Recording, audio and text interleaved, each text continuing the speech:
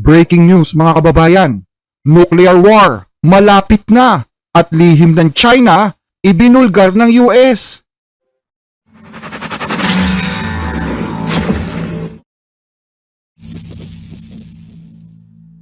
Nagsimula ang lahat noong April 8, 2010 sa lungsod ng Prague sa Czechoslovakia. Nagpulong ang dalawang pinakamakapangyarihang lider sa mundo ng mga panahong yon, si Pangulong Dmitry Medvedev ng Russia at si Pangulong Barack Obama ng Estados Unidos. Yan ay para lagdaan ang makasaysayang kasunduan na naglilimita ng kani-kanilang nuclear weapons. Ang tawag sa kasunduang ito, New START o Strategic Arms Reduction Treaty. Magkatabing umupo ang dalawang lider, kapwa nakangiti, habang nilalagdaan ang makakapal na dokumentong naglalayong bawasan ang posibilidad ng isang nuclear war. Ang Russia ang may pinakamalaking nuclear arsenal sa mundo, may mahigit 4,300 warheads sila. Pangalawa ang Estados Unidos na may 3,700 warheads. Silang dalawa ang bumubuo ng 90% ng nuclear warheads sa buong mundo. Pumapangatlo ang China na may 600 warheads. May 200 warheads naman ang France, 225 sa United Kingdom, 180 sa India, 170 sa Pakistan, 90 sa Israel at 50 ang North Korea. Kapag sabay-sabay na pinasabog, kaya nitong wasakin ang mundo ng ilang beses. Pero hindi lahat ng nuclear warheads ay nakadeploy. May iba na nakaimbak at may iba na sinira na. May dalawang uri ng mga deployed nuclear weapons, ang strategic nuke at ang tactical nuke. Mas mababa ang panganib ng tactical nuke kumpara sa strategic. Limitado lamang ang gamit nito at ginagamit sa mga local battles. Pero ang strategic nuke, ito ang talagang panakot dahil pwede itong i-launch sa mas malayong distansya at kayang sumira ng isang buong populasyon. Ang kasunduan ng New START ay may layuning limitahan ang bilang ng mga deployed nuclear weapons. Pwede ring magsagawa ng nuclear inspection ang Russia sa US at ganun din naman ang US sa Russia para masiguro na sinusunod ng bawat panig ang napagkasunduan. Pero 10 taon lang ang expiration ng New START Treaty, kaya noong 2021, nag-expired ang kasunduan ni Medvedev at ni Obama. Pero in-extend ito ni Biden at ni Putin ng 5 taon pa. Ang problema, natapos na ang 5 taong yon noong February 5, 2026 at ayaw na ni Trump na i-extend ito. Sinabihan ni Putin si Trump na i-extend pa pero ayaw na ni Trump. Nag-aalala ngayon ang United Nations dahil mapanganib ang ganitong sitwasyon. Ayon kay former Russian President Dmitry Medvedev, sa halos 60 taon, hindi pa tayo umabot sa punto na unlimited ang mga strategic nuclear capabilities. Ngayon, pwede na ito. Hindi ko sinasabing magkakaroon ng nuclear crisis or nuclear war agad-agad, pero dapat ding ikabahala ito ng lahat.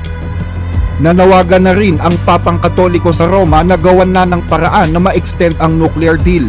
Ayon sa Pope, bukas ay magtatapos na ang New START Treaty na nilagdaan noong 2010 ng Pangulo ng Estados Unidos at ng Russian Federation na kumakatawan sa isang napakahalagang aksyon para mapigilan ang pagdami ng mga nuclear weapon. Muli kong hinihikayat na magkaroon ng makabuluhang aksyon para sa disarmament at pagtitiwala sa isa't isa. Agaran akong nananawagan na huwag pabayaan ang kasunduang ito nang wala man lang ginagawang hakbang para magkaroon ng matatag at epektibong kasunod. maging ang United Nations ay nag-aalala na rin. Ang pagtatapos ng New START Treaty ay pasimula ng mapanganib na sandali para sa kapayapaan at seguridad ng mga bansa. Sa kauna-unahang pagkakataon sa mahigit na kalahating siglo, nahaharap tayo ngayon sa isang mundong walang ipinatutupad na limitasyon sa arsenal ng Russian Federation at ng Estados Unidos. Kung kailan pa naman napakataas ng level ng paggamit ng mga nuclear weapon sa loob ng ilang dekada. At noon lamang isang buwan, muli na namang iniusog ang tinatawag na Doomsday Clock. Ang simbolikong orasan na ito ang nagpapahiwatig kung gaano na tayo kalapit sa isang napakatinding krisis na darating sa buong mundo. 85 seconds to midnight, kung saan ang midnight ang simbolo ng krisis. Last month, the Bulletin of the Atomic Scientists set the Doomsday Clock, its symbolic measure of how close we are to global catastrophe, at 85 seconds to midnight, the closest it's ever been. Ang Doomsday Clock ay iniuusog ng mga atomic scientists na isang grupo ng mga scientists na eksperto sa international security. Sa ngayon, ipinahihiwatig nito na kaunti na lamang at papasok na ang mundo sa isang malawakang global catastrophe. Mayroong dalawang rason kung bakit hindi na pumayag si Pangulong Trump na i-extend ang kasunduan sa Russia.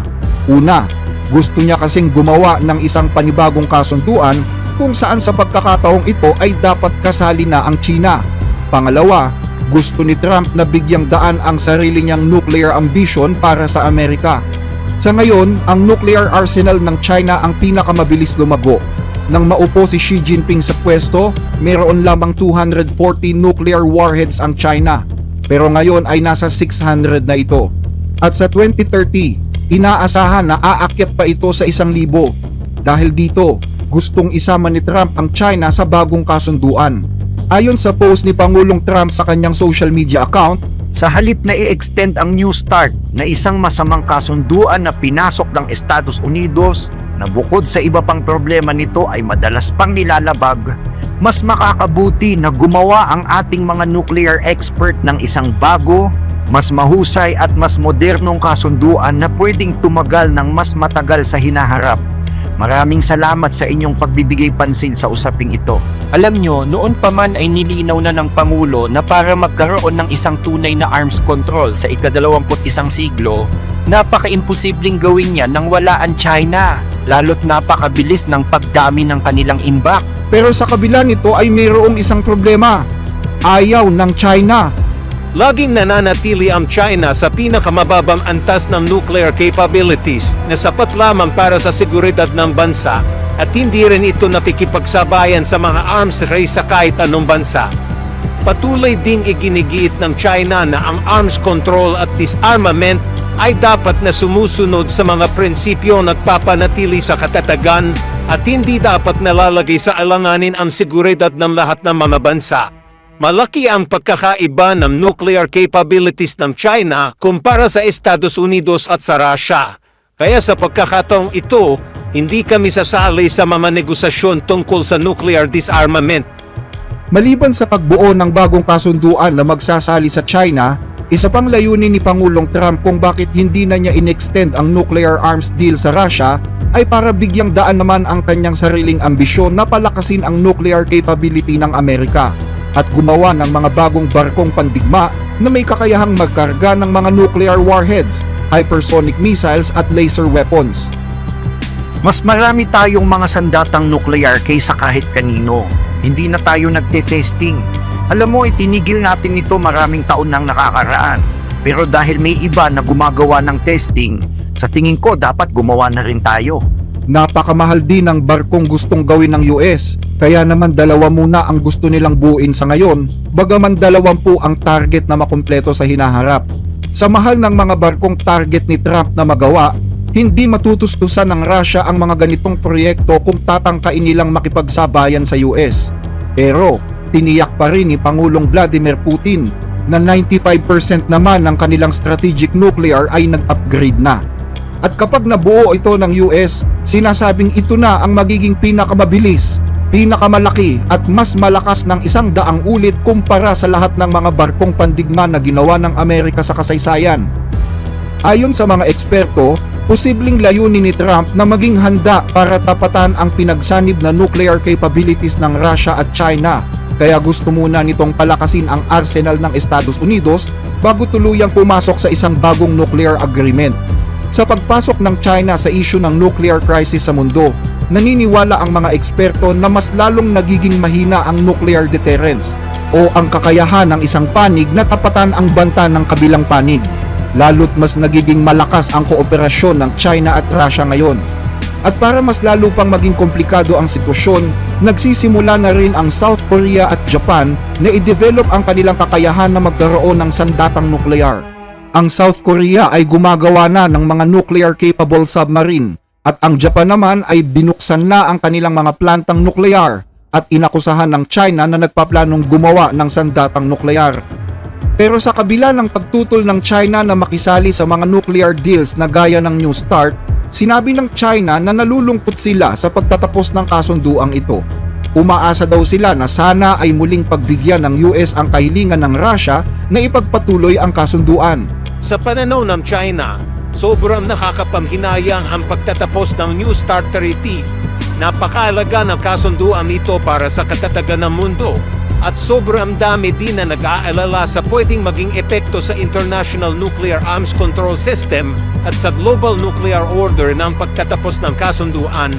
Nagsuggest ang Russia na ipagpatuloy ng Russia at US ang pagsunod sa mga limitasyon ng kasunduan at gusto din sana ng China na tumugon ang US diyan sa mungkahi ng Russia.